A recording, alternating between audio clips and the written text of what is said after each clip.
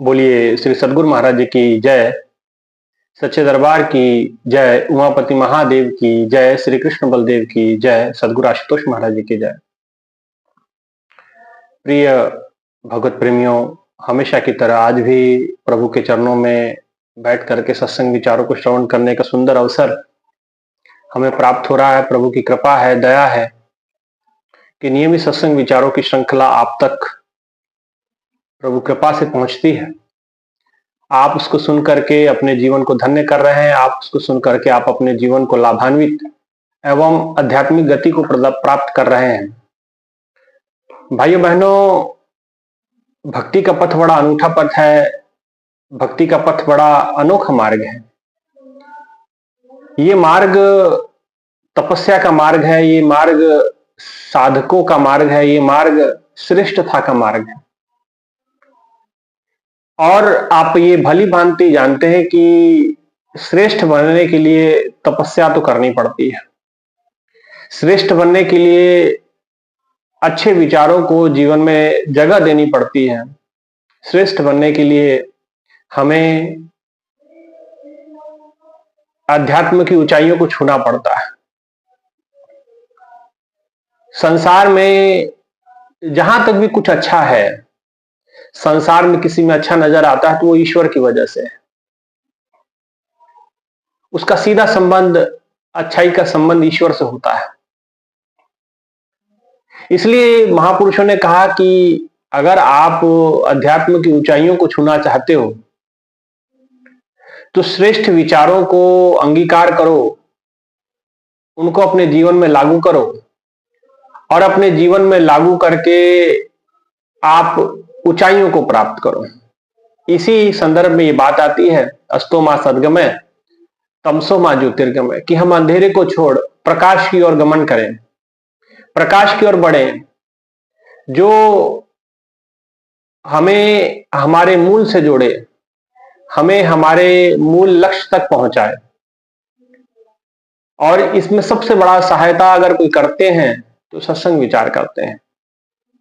इसलिए कहा गया सात संगत में चांदनो सकल अंधेरों और, कि सत्संग में वो प्रकाश है, वो रोशनी है जो हमें अंधेरे से प्रकाश की ओर लेके जाती है। सत्संग विचारों में वो सामर्थ्य है कि वो हमें ईश्वर तक पहुंचाते हैं। सत्संग विचारों में वो क्षमता है कि आपकी बुराइयों का वो दमन करते हैं, आपकी बुराइयों को वो खत्म करते हैं। काक होई सो बको मुराला, कि कौवे की प्रकृति वाला व्यक्ति भी कोयल की तरह मधुर गान करने लगता है। जिसकी जीभा पे हमेशा सांसारिक चर्चा होती थी, सांसारिक निंदा चुगली होती थी, उसके मुख में आज प्रभु महिमा है, गुरु की कृपा है, गुरु की दया का गुणगान है, प्रभु की महिमा है, प्रभु की महिमा का गुणगान वो करती है। ये फर्क है, ये अंतर है। इसलिए सत्संग में, सत्संग की बड़ी महिमा है और सत्संग का बड़ा रोल है हमारे जीवन को ऊंचाई तक पहुंचाने के लिए। तो हमें चाहिए कि सत्संग विचारों को, सत्संग विचारों के जो भी विचार हमें प्रदान किए जाते हैं, हम उसको उन पे विचार कर अपने जीवन में लागू करने का 100% प्रयास करें। भक्ति का मार्ग श्रेष्ठ मार्ग है और संसार में जब हम रहते हैं तो श्रेष्ठ विचारों का ही अभाव है। अब श्रेष्ठ विचारों का अभाव का मतलब ये भी नहीं है कि संसार में श्रेष्ठ विचार नहीं है। श्रेष्ठ विचार तो हैं, लेकिन केवल वो बातों तक हैं। श्रेष्ठ विचार, अच्छे विचार तो हैं, लेकिन पुस्तकों तक सीमित है। अच्छी बातें हैं, लेकिन व्यवहारिकता में उसका कोई, मैं देखता हूं कि कोई वो उतरती नहीं है, सिर्फ बातों तक सीमित है। लेकिन जब तक विचार मानव के मन की धरातल पे नहीं उतरते हैं, मानवता के धरातल पे नहीं उतरते हैं, तब तक उन विचारों का लाभ नहीं हो पाता। विचार बहुत महान है, निसंदेह, कोई बात नहीं है, इसमें कोई संशय नहीं है कि विचारों की श्रेष्ठता की कमी हमारे देश में नहीं है। लेकिन फिर भी विचारों को जो जमीनी हकीकत है वहां तक पहुंचाने में बड़ी मशक्कत का काम है, वही तपस्या है। क्योंकि विचारों की तो कमी हमारे महापुरुषों के द्वारा कोई रखी नहीं है। गुरु ग्रंथ साहब हमारे सामने है, रामचरितमानस हमारे सामने है, विचारों की कोई कमी नहीं। पुराणों के रूप में हमारे सामने वैचारिक क्षमता अद्भुत है, वेदों के रूप में, उपनिषदों के रूप में, तो और भी बड़े बड़े ऋषि मुनि महापुरुष संत महापुरुष हुए हैं, लेकिन विचारों की कमी, लेकिन विचार अंगीकार नहीं हो पाए। तो जिन लोगों ने विचारों को, ग्रंथों के विचारों को अंगीकार किया, उन लोगों का जीवन श्रेष्ठ हुआ, उन लोगों का जीवन ऊंचा उठा, उन लोगों ने अध्यात्म की ऊंचाइयों को छुआ। जिन लोगों ने ग्रंथों के विचारों को, उन महान विचारों को अपने जीवन में स्थान दिया, लागू किया, वो विचार वैचारिक प्रभाव में आकर के उन्होंने अपना जीवन ऊंचा किया।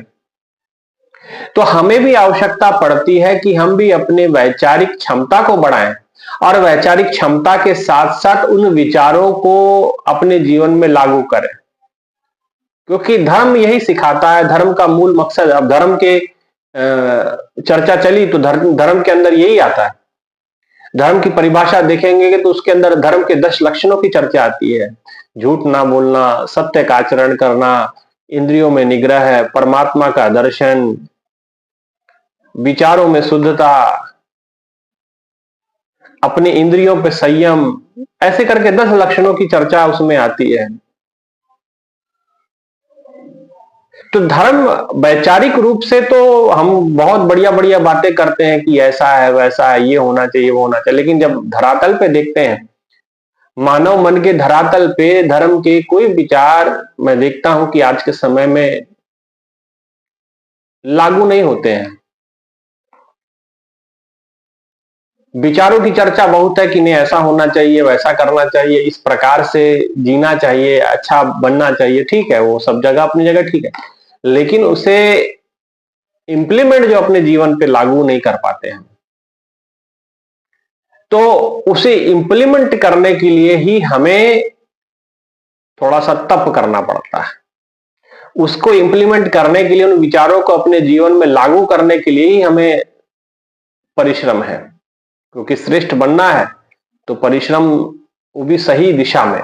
अब ये भी देखिए कि कोई व्यक्ति जा रहा है कहीं, उसे अपने मंजिल पे जाना है, तो दिशा और दशा दोनों ठीक होनी चाहिए। दिशा, जिस राह पे जाना है, जिस और जाना, वो दिशा सही होनी चाहिए। दिशा भटकी, आप मंजिल से चूक जाएंगे। और दशा माने आपकी अवस्था, आप स्वस्थ होने चाहिए, आप चलने के लिए एक तो उत्साहित होने चाहिए और आप अपने लक्ष्य के प्रति दृढ़ संकल्पित होने चाहिए। आप अपने लक्ष्य की ओर बढ़ने के लिए उत्साहित होने चाहिए। आपकी दशा माने आपकी अवस्था भी ठीक होनी चाहिए। आप कहीं जाना चाहते हैं लेकिन आप शरीर से अस्वस्थ हैं, तो आप कहीं सफर आपके लिए बड़ा दुखदायी हो जाएगा। आपका शारीरिक क्षमता आपके अंदर होनी चाहिए।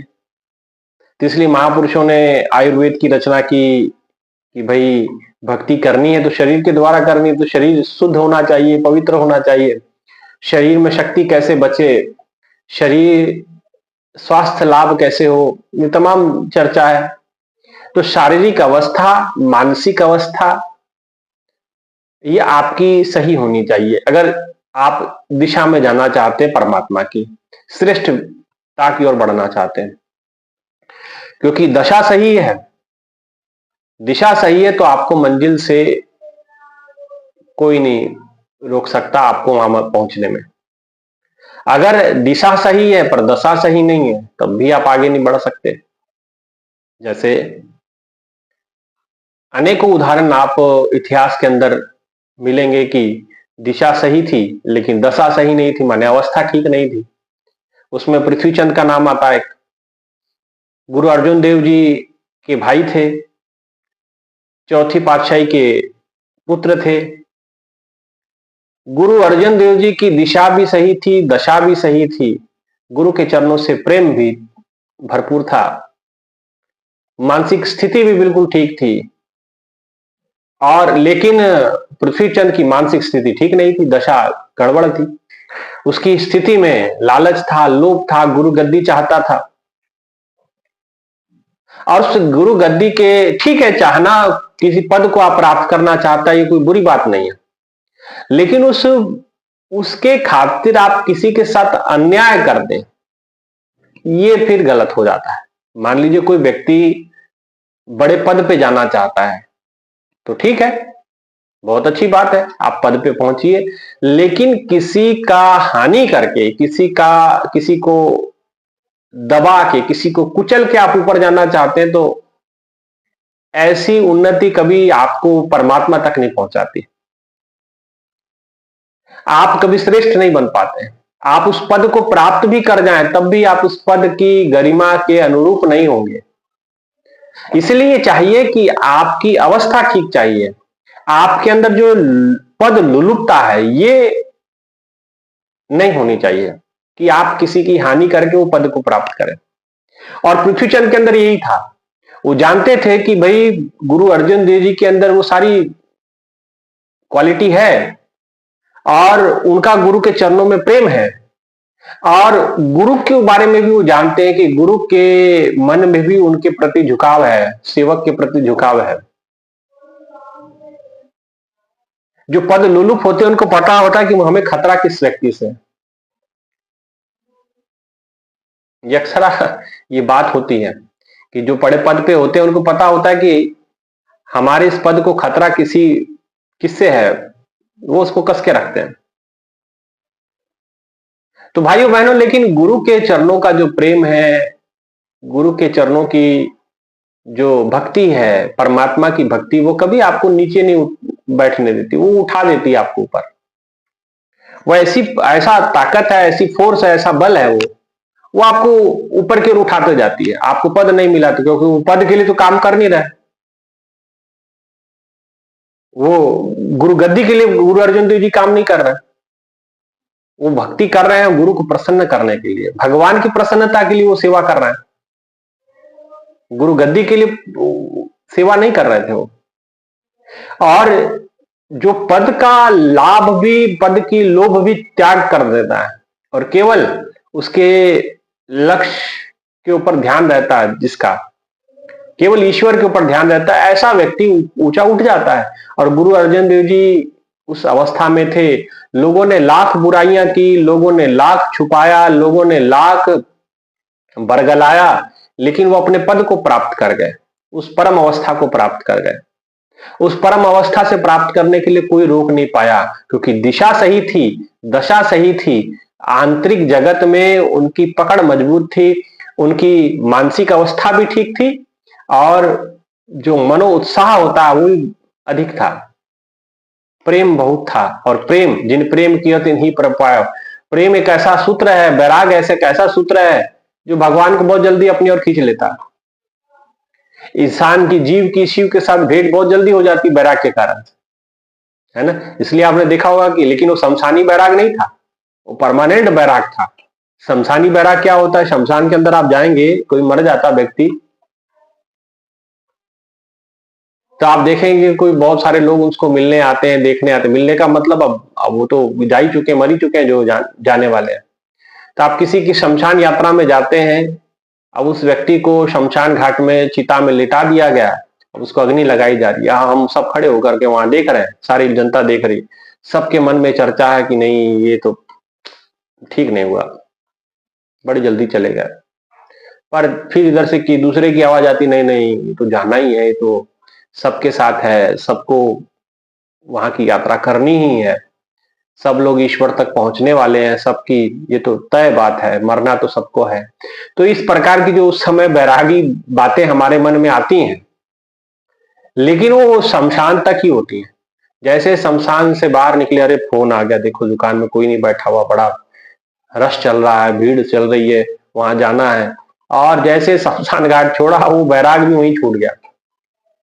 तो वो शमशान बैराग थोड़ी समय के लिए होता, तो उसको कहा जाता है शमशान बैराग। लेकिन एक बैराग होता है जो परमानेंट होता है, वो दिन ब दिन गहराता जाता है, दिन ब दिन बढ़ता जाता है, उसका रंग और गहरा होता जाता है, उसके अंदर और प्रखरता और निखरता आती जाती है, और वो ईश्वर से और घट मजबूत होते जाता है।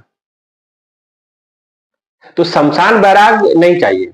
और गुरु अर्जुन देव जी महाराज के अंदर शमशान बैराग नहीं था, परमानेंट बैराग था।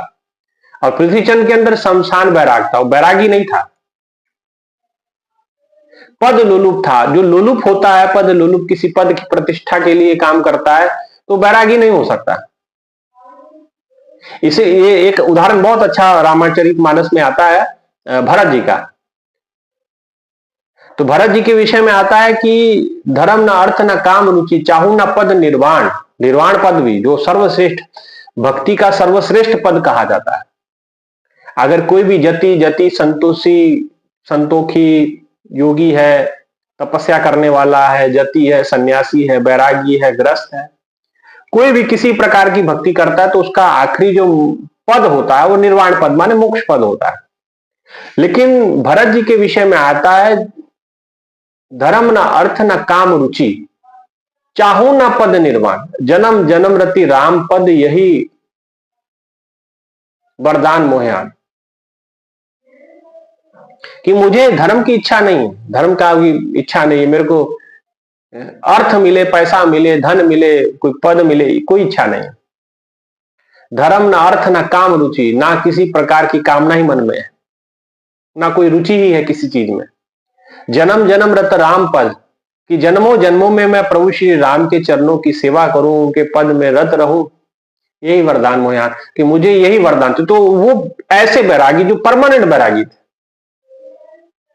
जिन्हें भगवान के वियोग में कहा कि भगवान वन में रह रहे हैं और मैं अयोध्या महल में रहूंगा, ऐसा हो नहीं सकता। खुद भी बाहर चले गए, बाहर नगर के बाहर एक कुटिया बना करके वहां भगवान जमीन पे सोते होंगे। तो कहा जाता है, इतिहासकार ये भी बताते हैं, ग्रंथ ये भी बताते हैं कि भरत जी ने भगवान धरती पे सोते हैं तो मैं उनकी बराबरी पे कैसे सोऊं। तो उन्होंने जमीन में गड्ढा करके उसके भीतर वो शयन करने लगे। तो ऐसे बैरागी थे जो, और उनका बैराग जैसे जैसे वनवास बीतता जा रहा था वैसे वैसे वो बढ़ता जा रहा था। उन्होंने प्रभु श्री राम से कहा था कि 14 साल के बाद एक दिन नहीं सहन करेंगे, 14 साल मैं आपकी आज्ञा से सहन कर रहा हूं, आपके कारण से सहन कर रहा हूं, लेकिन उसके बाद एक दिन भी विलंब किया तो फिर भरत नहीं मिलेगा आपको। अयोध्या मिलेगी लेकिन भरत नहीं मिलेगा। तो ये बैराग क्या था? ये परमानेंट बैराग था। पद की लोलुपता नहीं थी, पद का लालच नहीं था, राजा नहीं बनना चाहते थे। उन्होंने कहा कि राजा मैं नहीं बनूंगा, प्रभु के चरणों को ले आए, वो प्रभु की पादुकाओं को ले आए और सिंहासन पे पादुकाओं को रखा और खुद सेवक बन के रहे। ये होता है बैरागी, अपने लक्ष्य के प्रति दृढ़ संकल्पित। तो भाइयों बहनों, हमें भी उनकी उसकी तरह दशा माने अवस्था अपनी करनी पड़ेगी। पद लोलुपता रखोगे तो पृथ्वी चंद का हाल होगा। और कहते कि जैसे काल नेमी जिमी दामन राहु, इनका पर्दाफाश हुआ, काल नेमी का पर्दाफाश हुआ, रावण का हुआ, राहु का हुआ, ऐसे पृथ्वी चंद का भी पर्दाफाश होता है। बार बार चिट्ठियां वो लाहौर से भेजते हैं गुरु अर्जुन देव जी की, मेरा मन लोचे गुरु दर्शन था, कि मैं गुरु के दर्शनों के लिए तड़प रहा हूं, परेशान हो रहा हूं कि भाई मुझे गुरुजी आप यहां भेज दिए हैं और बुला नहीं रहे हैं वापस। बड़ी चिट्ठियां भेजी, लेकिन वो सब चिट्ठियां जो है पृथ्वी चंद छुपा छुपा के रख लेता था, गुरुजी तक पहुंचने नहीं देता था। वो प्रार्थना भगवान तक पहुंचती नहीं थी वो चिट्ठियों के रूप में। और वो जैसे जैसे उसके बीच में वो चिट्ठियां ना पहुंचे और चिट्ठियों का जवाब वहां ना पहुंचे तो और तड़पे गुरु अर्जुन देव जी, और उनका और मन में वो सोचते थे कि कहीं ना कहीं मेरे भक्ति में कमी है। वो अपनी भक्ति पे ये देखिए, ये भक्त के लक्षण है। तो जहां उनको गुरु के तरफ से कोई प्रतिक्रिया नहीं आती थी, अब वो तो गुरु जी के पास अपनी चिट्ठियां भाव भेज रहा था, लेकिन उन्हें क्या पता था कि भाव कहीं रास्ते में, वो भाव प्रार्थनाएं जो रास्ते में कहीं गायब हो जा रहे हैं, चिट्ठियां कहीं छुपा दी जा रही, गुरु जी तक पहुंच नहीं रहे। लेकिन जो संगत जा रही थी, एक बार लाहौर से गुरु दर्शनों के लिए संगत पहुंचने वाली थी गुरु दरबार में, क्योंकि गुरु जी ने तो कहा था अर्जुन देव जी से कि ऐसा है कि जब तक हम बुलाएंगे नहीं तब तक आना नहीं। तो गुरु आज्ञा में बंधे थे, वो जा नहीं सकते थे, लेकिन संगत गुरु जी के दर्शन करने के लिए जा रही थी। तो गुरु जी के पास उन्होंने संदेश भेजा, लिखित रूप में नहीं, इस बार मौखिक रूप में भेजवाया संगत के हाथों, कि जाओ गुरु जी से कहना कि तुम्हारा जो भक्त है बड़ा तड़प रहा है आपके दर्शनों के लिए, और इतनी चिट्ठियां लिखी लेकिन एक का भी उत्तर आपने नहीं दिया। और कहते कि जब वो बात गुरु अर्जुन देव जी की जो ये मौखिक संदेश है गुरु जी तक पहुंचा, चौथे पातशाही तक पहुंचा, तो चौथे पातशाही ने कहा कि चिट्ठियां, अर्जुन की कोई चिट्ठी आई थी? आज तक तो मुझे कोई चिट्ठी नहीं मिली, जब से गया तो मुझे तो ये लग रहा है कि वो भूल गया। देखिए गुरु की लीला भी है उनकी, मुझे तो लगा कि वो भूल गया मुझे वहां जाकर के। तो नहीं महाराज, वो तो तड़पते हैं आपके लिए, रोते हैं कि कब आप मुझे बुलाओगे, कब गल लगाओगे, कब गले से लगाओगे, कब आप मुझे बुलाओगे। तो कहा कि अच्छा चिट्ठियां आई थी। तो उन्होंने तुरंत सेवादारों को बुलाया, कहा कि अर्जुन देव की कोई चिट्ठी आई थी।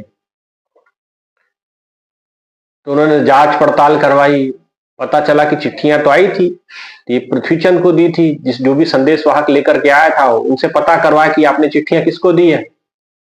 तो कहा कि मैंने पृथ्वीचंद को दी है। अब पृथ्वीचंद को बुलाया गया, पृथ्वीचंद ने कहा कि नहीं नहीं महाराज, कोई चिट्ठियां नहीं आई, जो चिट्ठी आई थी मैंने आपको दे दी। उनको वहीं रोक करके गुरुजी ने आदेश दिया कि जाओ इसका कमरे की तलाशी करो। तो कहा जाता है कि वो भाव, वो पत्र, वो सब पकड़े गए। और कहते कि पृथ्वीचंद बिना माफी मांगे, अपनी गलती स्वीकार किए, वहां से वो चला गया। पिता थे उनके, बड़े पुत्र भी थे, क्षमा मांगते तो शायद गुरुजी कर भी देते, और कर ही दिया उन्होंने। तो ऐसी कोई बात नहीं, गुरु कभी क्षमा ना करे ऐसा कभी होता नहीं। और कहते हैं कि लेकिन उसका धर्म बनता था, पिता पुत्र की बात थी तो कोई बात नहीं था उसमें, लेकिन यहाँ गुरु शिष्य का रिश्ता आ जाता है, भक्त भगवान का रिश्ता आ जाता है। भक्त के साथ अन्याय हुआ, भक्त के साथ भक्त का अपमान हुआ। तो उन्होंने कहा कि अरे ये तो इतना तड़प रहा, उसको तुरंत संदेशा भेजा कि जाओ गुरु अर्जुन देव जी को बुलाओ। और गुरु अर्जुन देव जी को बुलाया गया, गुरु गद्दी सौंपी गई। आगे चल के वही गुरु और पृथ्वीचंद जो कि पद चाहता था लेकिन पद नहीं मिला, और गुरु अर्जुन देव जी कुछ नहीं चाहते थे, सिर्फ गुरु के चरणों का स्नेह चाहते थे, गुरु का आशीर्वाद चाहते थे, तो सब कुछ मिल गया। दशा सही थी, दिशा सही थी, और अपने ऊपर काम वो करते जा रहे थे। पल पल उनका प्रभु के प्रति चिंतन, प्रभु का सुमरण वो करते जा रहे थे, नाम स्मरण में जुड़े रहते थे, प्रभु के भक्ति बंदगी में संलग्न रहते थे। उन्होंने ध्यान दिया क्या हो रहा उनके साथ, कौन षड्यंत्र किए जा रहे हैं, उनको कोई फर्क नहीं पड़ता था। वो अपने मस्ती में कार्य करते जा रहे थे, गुरु के चरणों से स्नेह से जुड़े हुए थे। लेकिन यहाँ जो पद लोलुप थे, और वो फिर पद बिना दुविधा में डूब गए, माया मिली ना तुझको राम, ना माया ही मिली ना राम ही तुझको प्राप्त हुए, है ना माया की प्राप्ति तुझसे हुई, ना तुझे मोक्ष ही प्राप्त हुआ, ना भक्ति प्राप्त हुई, ना गुरु के चरणों का स्नेह ही प्राप्त हुआ, कुछ भी तुम्हें प्राप्त नहीं हुआ। इसलिए दुविधा में डूब गए, दुविधा में वो रहे कि भाई ऐसा कर लेंगे, रास्ता सही नहीं अपनाया। अगर आप गुरु चरणों को प्राप्त करना चाहते तो भक्ति में आप भी दृढ़ हो जाते, तो शायद पृथ्वीचंद की हालत नहीं हो। तो कहते कि अंत में जाकर के बड़ी दुर्गति से मृत्यु उसकी हुई। कहीं रास्ते में जा रहा था कहीं, और अचानक पेट में अचानक भयंकर दर्द उठा, और वहीं उसका इलाज ना हो पाया, और उसी इलाज के अभाव में उसकी मृत्यु हुई। गुरु अर्जुन देव जी को पता चला, तुरंत गए, उन्होंने पूरा अंतिम संस्कार सब गुरु अर्जुन देव जी ने किया, ऐसा इतिहास में आता है। तो कहने का मतलब अगर दशा सही नहीं है, अवस्था ठीक नहीं है, तब भी आप दिशा पे चढ़ नहीं पाएंगे। आपकी मनोदशा ठीक होनी चाहिए, आपकी शारीरिक दशा एक बार की खराब हो फिर भी चलता है, लेकिन मानसिक स्थिति आपकी ठीक होनी चाहिए। अगर आप किसी पद को प्राप्त करना चाहते हैं और किसी की हानि करके आप उस पद को प्राप्त कर लेंगे, तो पद तक पहुंच नहीं पाएंगे। इस सांसारिक पद की चर्चा नहीं कर रहा, अध्यात्म भक्ति पथ पे भी ऐसा हुआ। संसार में तो दिखता ही है कि कोई किसी को खदेड़ करके, किसी को हटा करके खुद बैठना चाहता, ये मैंने देखा है। पद की प्रतिष्ठा की लड़ाई हमेशा चलती है, लेकिन भक्ति के पद पे ना पद, ना प्रतिष्ठा, ना किसी का मान, है ना। गुरु पद पंकज सेवा, तीसर भक्ति अमान होकर के कार्य करना, हनुमान की तरह काम करना। तो जैसे मान का, सम्मान का हनन कर दिया उसने, तो वही हनुमान बन पाता है। इसलिए भाइयों बहनों, अपनी दशा ठीक करें। अगर दशा ठीक नहीं है तो दिशा अगर सही भी है और दशा अगर सही नहीं है तो लक्ष्य को आप प्राप्त नहीं कर पाएंगे। इसलिए दशा सही करें, अवस्था प्लस दिशा, और दिशा मिल गई, दशा ठीक है, अब उत्साह, ये तीनों चीजें अगर मिल जाएं तो आपको जीवन में कभी आप अपनी मंजिल से हट नहीं सकते, मंजिल से उतरन नहीं हो सकते, मंजिल से आपको कोई डिगा नहीं सकता, आप बिल्कुल उस अवस्था को, उस मंजिल को प्राप्त कर पाएंगे। इसलिए भाइयों बहनों, गुरु महाराज जी कहते हैं कि अपनी दिशा सही रखो, अपनी दशा सही रखो, दशा दिशा प्लस इसमें उत्साह और जोड़ दो, फिर आपको कोई भी इस भक्ति के पद से गिरा नहीं सकता। षड्यंत्र करने वाले करते रहेंगे, षड्यंत्र करने वाले करते रहेंगे, गिराने का प्रयास करने वाले करते रहेंगे, दुनिया एक दिखावा बन के भटकाएगी तुझको, चमक दमक से अधरस्ते पे लटकाएगी तुझको, चिंता क्या जब थामनी हो, तूने सतगुरा चल चल चलना है, चल तेरी एक ही मंजिल, तेरा एक ही मौला, तेरा एक ही मालिक, तेरा एक मसीहा, चल चलना है चल। आपने भजन महाराज जी का सुना होगा वाला। इसलिए दुनिया दिखावा करेगी, भड़काएगी, लेकिन कोई काम नहीं करेगा अगर आपकी दशा दिशा गुरु महाराज जी ने दे दी है, ब्रह्म ज्ञान दे करके अंतर जगत में उतर जाना है, दिशा आपको मिल चुकी है, आपको अपनी दशा भी अगर साधना सुमरण करेंगे तो दशा भी ठीक हो जाएगी, और प्लस इसमें अपने तरफ से एक्स्ट्रा एफर्ट माने उत्साह, कभी निराशा नहीं आनी चाहिए जीवन में, तो देखिए आप अपने मंजिल को प्राप्त कर जाए। इसलिए सबसे आग्रह कि भाई अपनी दशा, अपनी दिशा माने अपनी अवस्था ठीक रखें और अपनी दिशा सही रखें, दिशा से भटके ना, और उत्साह रखें जीवन में, आप मंजिल तक पहुंच जाएंगे। इन्हीं विचारों के साथ गुरु के चरणों में प्रार्थना करते हुए कि सभी की दशा ठीक हो, सभी की दिशा ठीक हो और सभी उत्साहित होकर के इस मार्ग पे चले। इसी मनोकामना के साथ आप सभी से आग्रह है कि आप सभी इस चैनल को सब्सक्राइब करें और वीडियो लाइक करें, शेयर करें और आगे भी भेजें, औरों को भी सत्संग का संदेश दें। इतना ही कहते हुए विचारों को विराम करते हैं। बोलिए श्री सद्गुरु महाराज जी की जय, सच्चे दरबार की जय, उमापति महादेव की जय। धन्यवाद।